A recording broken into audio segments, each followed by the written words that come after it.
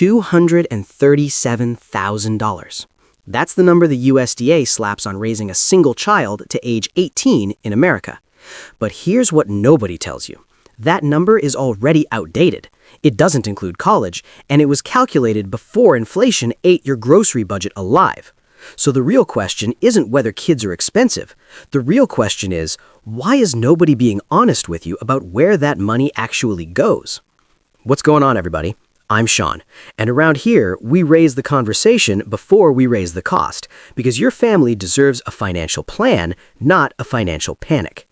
Today, we're diving into one of the most emotionally charged financial topics in America, the cost of raising children. And I need to say something up front. This is not a video telling you whether or not to have kids. That is your life, your decision, your business. What this is a brutally honest breakdown of what it actually costs, where the money traps hide, and how real middle-class families are navigating it without going broke. Because you deserve the full picture, not a pamphlet, not a guilt trip, the full picture. All right, let's start with that headline number. The USDA's famous report, Expenditures on Children by Families, estimated that a middle-income married couple will spend approximately $237,000 raising a child born in 2015 to age 17.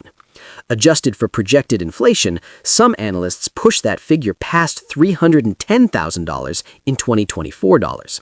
Now, let me put that in perspective. The median household income in America right now hovers around $75,000 a year before taxes. So raising one child to 18, not including college, costs roughly 4 full years of your entire household income. 2 kids? You're looking at 8 years. 3? You're basically working a dozen years of your life just to cover the baseline. And I say baseline because that USDA number covers housing, food, transportation, clothing, healthcare, childcare, and miscellaneous expenses. It does not include college savings. It does not include extracurriculars like travel, soccer, or piano lessons. It does not include the smartphone you'll inevitably buy them at 13 because every other kid at school has one and you're tired of that argument. Let me tell you about Marcus and Devon. They're a couple from outside Columbus, Ohio. Combined income, about $95,000. 2 kids, ages 6 and 9.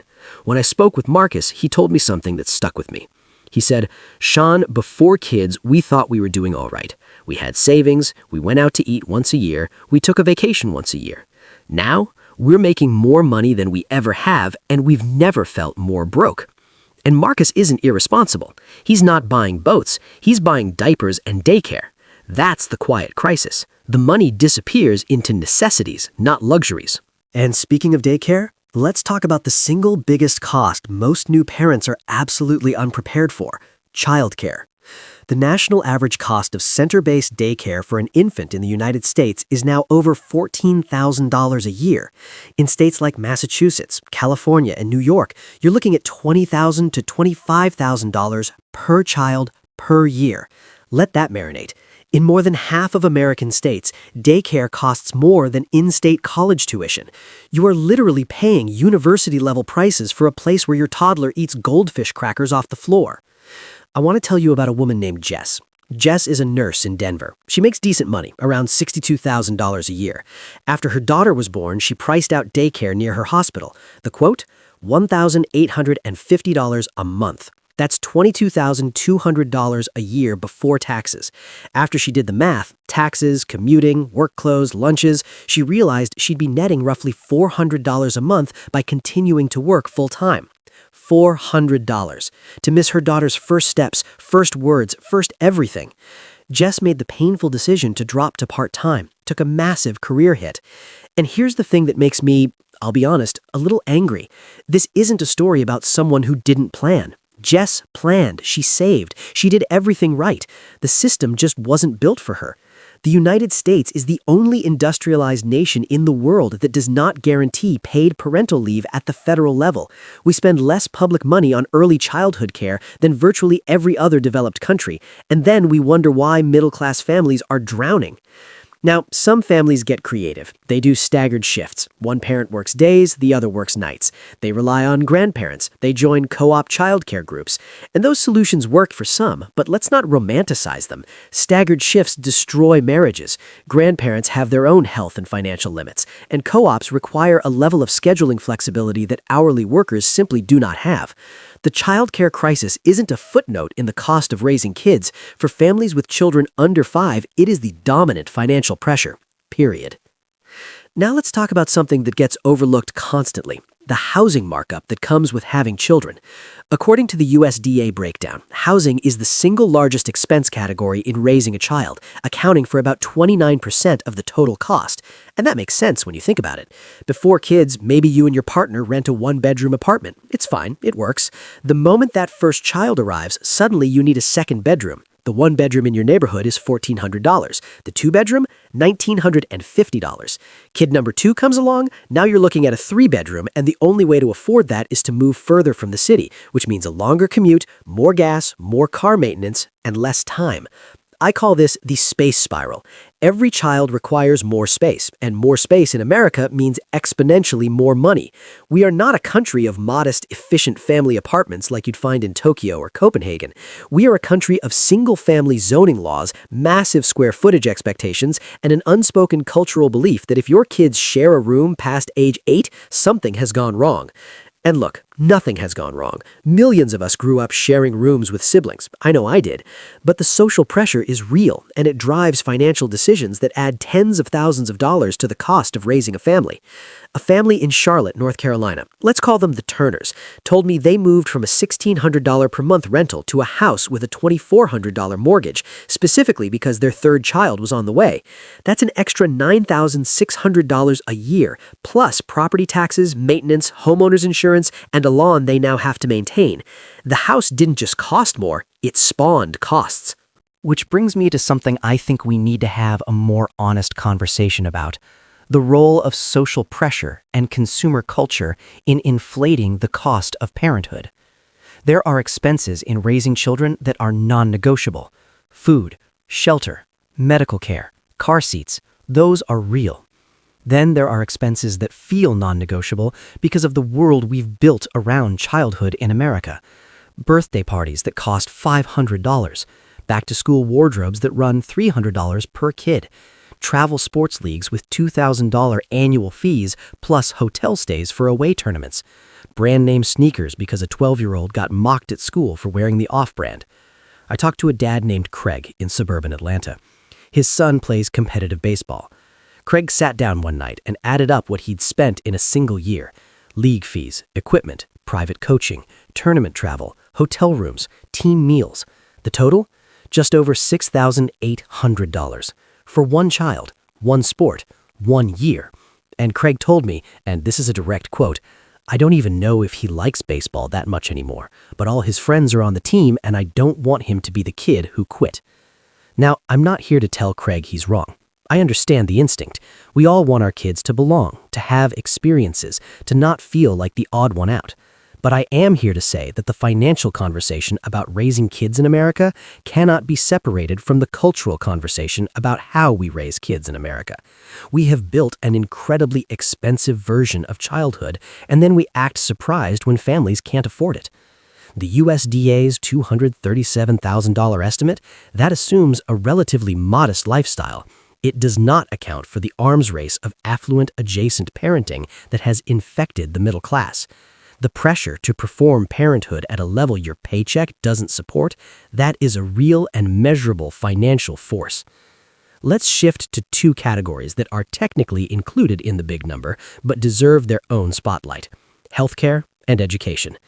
Having a baby in America, even with insurance, costs an average of $2,854 out of pocket for a vaginal delivery and over $5,100 for a cesarean, according to a Kaiser Family Foundation study.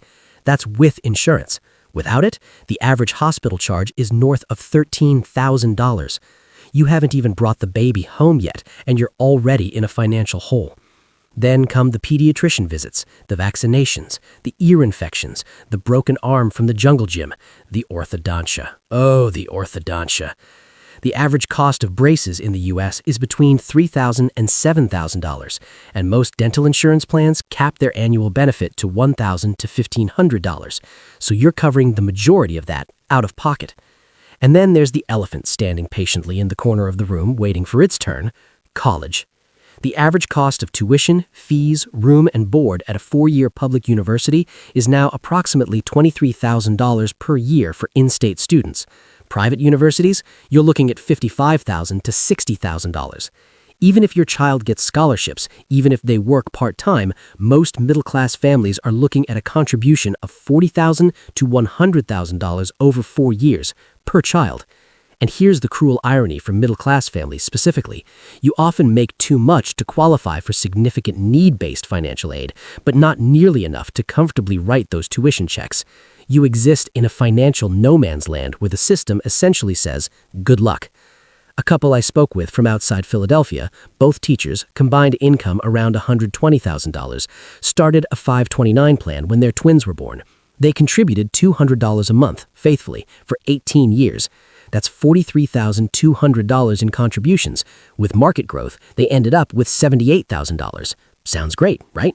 That covered roughly 1 year of tuition, room, and board for one twin at the state university the kids attended. They still had to take out Parent Plus loans for the rest. That's the math. That's what doing the right thing gets you in the current system. And I don't tell you this to be cynical. I tell you this because financial planning for your children's future requires that you understand the real numbers, not the fantasy ones. Okay, so this is the part of the video where I refuse to leave you drowning in bad news. Because here's the truth. Millions of American families are raising kids on middle-class incomes, and some of them are doing it without sacrificing their retirement or their sanity. So what are they doing differently? Number one, they're budgeting for children the way they'd budget for a business. They know their numbers. They track childcare, food, clothing, activities, line by line. Not because they're cheap, but because awareness is the first defense against financial drift. A family in Minneapolis I spoke with uses a simple spreadsheet, not an app, a spreadsheet, to track every kid-related expense monthly. They told me it saved them over $4,000 last year just by making the invisible visible. Number two, they're rejecting the more is more model of parenting. They're choosing one activity per kid per season instead of 3. They're buying used. They're hosting birthday parties at home. They're normalizing hand-me-downs. And, this is key, they're talking to their kids about money. Not in a we're poor way, in a this is how the world works way. Number 3, they're prioritizing their own retirement. And I know that sounds counterintuitive in a video about the cost of raising kids, but hear me out.